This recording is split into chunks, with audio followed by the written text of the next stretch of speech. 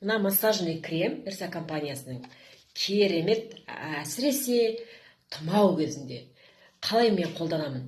Мына массажный кремді кешке жатар кезде кәдімгідей алып, өзі айтпақ қой. Алып, мұрныма алып. Көрсетейін сіздерге қаншалықты алатынымды. Мынанша ғана аламын. Соны мұрнымның ішіне ары тығып жіберемін. Мынаны екінші мұрынға. Сосын осындайдан аламын да құлақтың ішіне тығамын. Екі жағына. Сосын құлақты жауып алып жатамын, мұрнымды кішкене бүйтіп көтеріп жатамын.